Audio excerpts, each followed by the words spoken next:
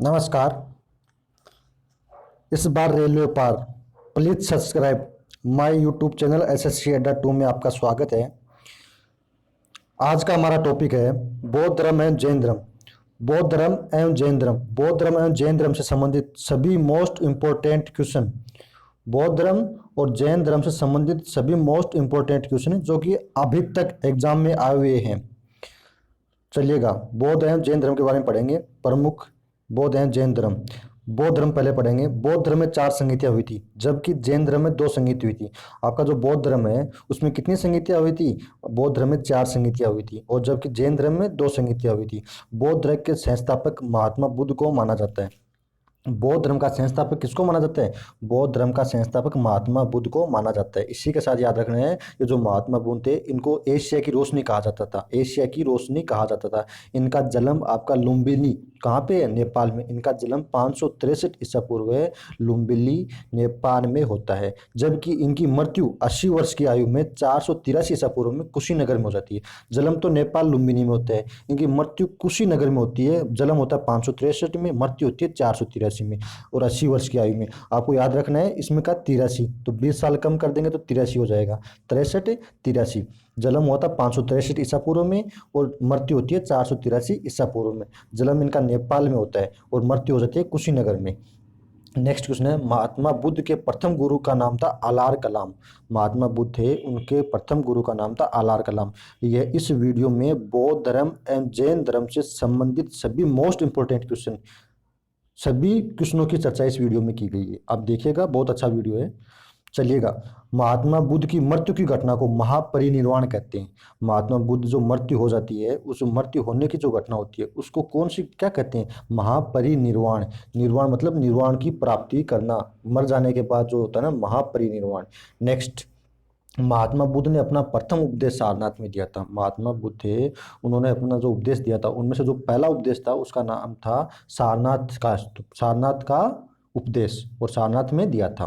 महात्मा बुद्ध ने उपदेश जो दिए थे वो पाली भाषा में दिए थे। महात्मा बुद्ध ने जो अपने उपदेश कौन सी भाषा में दिए थे? पाली भाषा में दिए थे। महात्मा बुद्ध ने सर्वाधिक उपदेश कहाँ दिए थे? श्रावस्ती नामक स्थान पर सर्वाधिक उपदेश दिए थे। बौद्ध धर्म में 3 रत्न होते हैं। जैसे जैन धर्म में 3 रत्न होते हैं, वैसे बौद्ध धर्म में 3 रत्न होते हैं। 3 रत्न कौन कौन से हैं? 3 रत्न आपके बुद्ध, धम्म और संघ। बुद्ध, धम्म, संघ बौद्ध धर्म के 3 रत्न है। नेक्स्ट क्वेश्चन है, बौद्ध धर्म को ग्रहण करने वाली प्रथम महिला का नाम है गौतमी। बौद्ध धर्म ग्रहण करने वाली प्रथम महिला का नाम है गौतमी। और बुद्ध होता है ना, बुद्ध के पूर्व जन्म की, बौद्ध का जो जन्म है उनके जन्म, बौद्ध के पूर्व जन्म पर जो आधारित कथा होती है उनको जातक कहते हैं। और ये जातक है ना, बौद्धों का पवित्र ग्रंथ है। जातक जो है ये बौद्धों का पवित्र ग्रंथ है। बुद्ध के पूर्व जन्म पर आधारित कथा, जो बुद्ध है ना उनके पूर्व जन्म पर आधारित कथा क्या कहलाती है? जातक कहलाती है।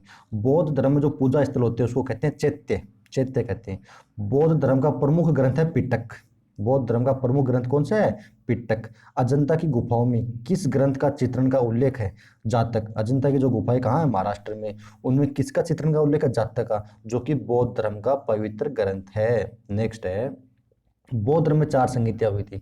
कितनी संगीतियां? बौद्ध धर्म में 4 संगीतियां, जबकि जैन धर्म में 2 संगीतियां हुई थी। बौद्ध धर्म में जो 4 संगीतियां हुई थी उनका क्रम है, पहली संगीति हुई थी आपकी राजगृह में।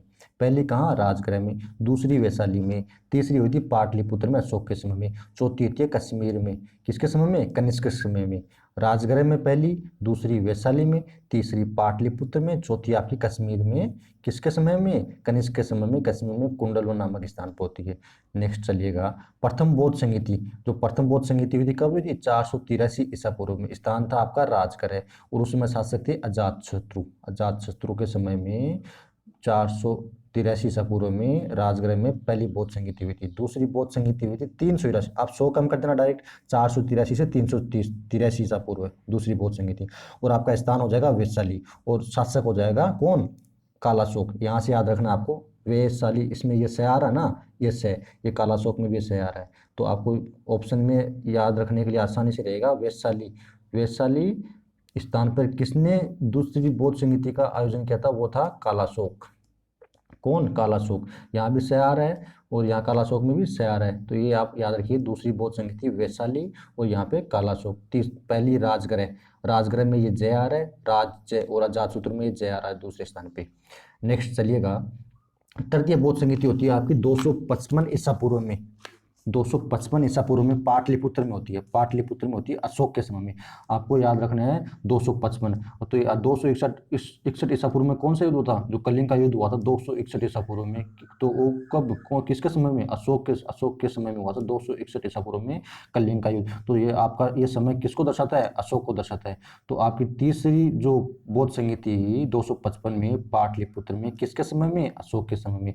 इसी के साथ जो चौथी बौद्ध संगीति होती है वो कुंडलवन कहाँ पे है? कश्मीर में। तो कैसे कुंडलवन, कैसे कनिष्क, कैसे कुंडलवन, कैसे कनिष्क, कश्मीर, कश्मीर और यहाँ पे कनिष्क। तो आपको तीसरी बौद्ध संगीति तो आपको आसानी से याद रहेगी, क्योंकि पाटलिपुत्र तो अशोक के समय में हुई थी, पाटलिपुत्र नामक स्थान पर अशोक के समय में हुई थी। क्योंकि जो 255 ईसा पूर्व है ना, 255 261 दोनों समथिंग है, तो इस समय शासक था कौन? अशोक। और चौथी बौद्ध संगीति यहाँ पे कुंडलवन, कुंडलवन स्थान याद रहेगा, या आपको कनिष्क याद रहेगा, कैसे स्टार्ट होने वाला कनिष्क और कैसे कुंडलवन। और दूसरी में आप दूसरी बौद्ध संगीति में आपको क्या याद रहेगा? स, ये वैशाली का स, वैशाली में यह से आता है और कालाशोक में भी यह से आता है, दूसरी आसानी से याद रहेगी। और पहली संगीति है जो राजगृह में जय आ रहा है, ये जय आ रहा है, इसमें भी आ रहा है और यह अजातशत्रु में भी जय आ रहा है। नेक्स्ट चलिएगा,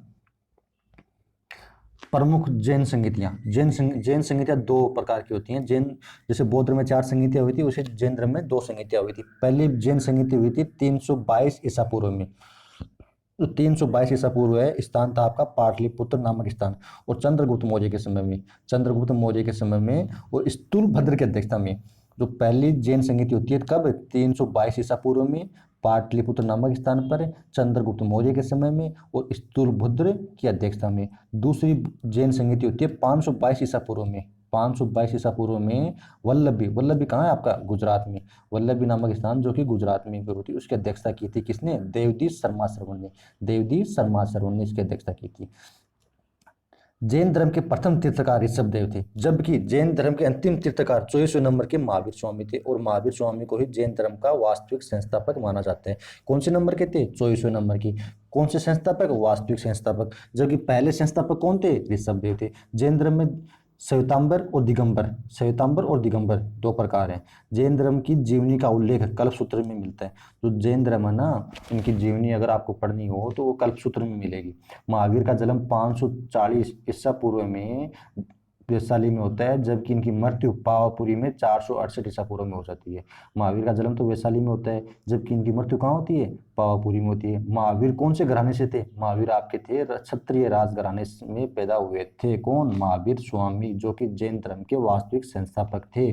और महावीर का प्रथम अनुयायी था जमाली, जो कि इनका दामाद था। महावीर का प्रथम अनुयायी था जमाली, जो कि इनका दामाद था। महावीर और महात्मा बुद्ध दोनों ने उपदेश दिए थे।